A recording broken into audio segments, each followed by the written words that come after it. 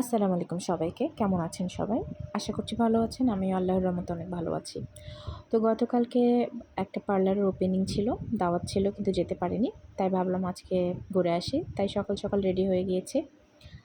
আর বাইরে অনেক অন্ধকার আকাশ আর বৃষ্টি, বৃষ্টি আবহাওয়া।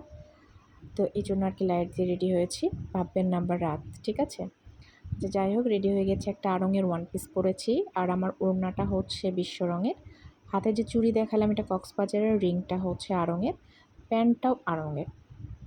তো এই তো সিম্পলভাবে রেডি হয়ে গিয়েছি। আর এখানে মিনিসোর এই বড় ব্যাগটা কিনেছি আমি মূলত কাপড় আয়রনের জন্য। তো ব্যাগ ভর্তি আয়রনের কাপড় এটা যাওয়ার সময় দিয়ে যাব। মূলত আমি, আমার হাসব্যান্ড এবং আমার বোন ৩ জনেই যাচ্ছি। তো এই তো চলে গেলাম। এটা হচ্ছে একটা পার্লার, বাড্ডার একটা পার্লার। এই যে উনি হচ্ছে ওনার। এটার নাম হচ্ছে জয়ী বিউটি হাব। তো এখানে আমাদের গতকাল রাতে ওপেনিংয়ে দাওয়াত ছিল, যেতে পারি নাই, মিস হয়ে গেছে কোনো একটা কারণে। তো আজকে গেলাম, ভাবলাম যে একটু ভিডিও করি, ক্লিপসটা ধরে রাখি আপনাদের সাথে শেয়ার করব। তো এই যে উনি মোটামুটি ভালোই ডেকোরেশন করেছে। এতটাও কিছু মানে আহামরি কিছু করেনি। আসলে হঠাৎ করে উনি এক পার্লার থেকে আরেক পার্লারে শিফট হয়েছে। তো আমি ওই পার্লারে যাতায়াত করতাম। এজন্য আরকি ইনভাইট করেছিল আমাকে, আমার হাসব্যান্ডকে। ওনার সাথে একটা ফ্যামিলিগত সম্পর্ক আমাদের। তো যাই হোক, এই যে ওনার সব সার্টিফিকেট। তো আমি ছোটো, ছোটো করে ক্লিপস নিচ্ছিলাম। আর উনি মেবি বেশ কয়েক জায়গায় আ শিখেছেন পার্লার। আর এই যে কোর্স করেছেন আর ওনার কাছে করেছেন, এনার নাম মেবি নাদিয়া। ঠিক জানা নেই, হয়তোবা। উনি হচ্ছে রিসেপশনিস্ট, একটা মেয়ে রেখেছেন। তো এখানে আমার ছোটো বোন বসেছিল। তো ওর সাথে কি যেন বকবক করছিলাম। যাই হোক, এই যে পার্লারের আর কি ভিতরে যাচ্ছি। এখন যে এতক্ষণ যে অংশটা দেখালাম এটা হচ্ছে রিসেপশন। আর এটা হচ্ছে মেইন তাদের যে অংশটা। এখানে আইব্রো প্লাক, তারপরে হচ্ছে makeup corner, hair cut corner, মানে থাকে না যাবতীয়, মানে কাটিং কর্নার হচ্ছে এটা, বা বউ সাজ। আর এই গ্লাসের ঘরটা হচ্ছে ওদের ফেসিয়াল রুম।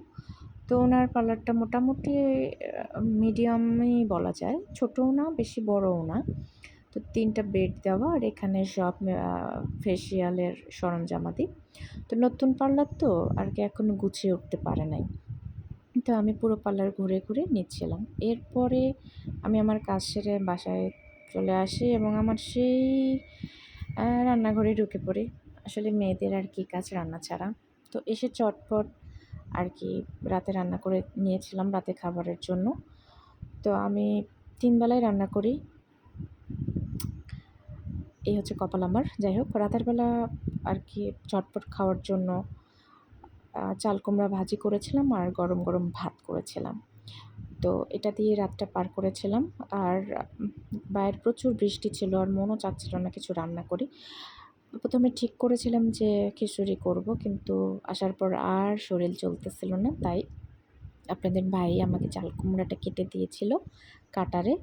আর এই কাটারটা আমি নিয়েছিলাম হচ্ছে দারাজ থেকে। তো একদিন দেখি যদি দেখাতে পারি দেখাবো কাটারটা। কাটারটাতে কাটলে অনেক চিকন হয়ে মানে ওগুলো কাটা যায়। আলু বলেন বা যেকোনো শক্ত সবজি যেগুলো ভাজি করার হয়, এগুলো অনেক চিকন করে কাটা হয়। তো চাল কুমড়া ভাজি করে নিচ্ছি। আর চাল কুমড়াটাও আমি সেম ওই গাজর বা আলু যেভাবে ভাজি করি ঠিক সেভাবেই করি। প্রথমে তেলের মধ্যে জিরা ফোড়ন দিই, আস্ত জিরা। এরপর পেঁয়াজ কাঁচামরিচ ভেজে কুমড়াটা দিয়েছিলাম। তারপর লবণ হলুদ দিয়ে এটাকে মিক্সড করে একটু ঢেকে ঢেকেই আমি রান্না করি। ঢেকে ঢেকে রান্না করলে হয় কি, কোনো এক্সট্রা পানি লাগে না। ওই পানিতেই এটার যে এক্সট্রা পানি থাকে এটাতেই সিদ্ধ হয়ে যায় এবং এটা ঝরঝরে হয়ে যায়। পরবর্তীতে ঢাকনা নামিয়ে যখন এটা সিদ্ধ হয় তখন তেল উঠে আসলে নামানো হয়। আর এই যে গরম, গরম ভাত। তো আজকের ভিডিও এখানেই। আল্লাহ হাফেজ।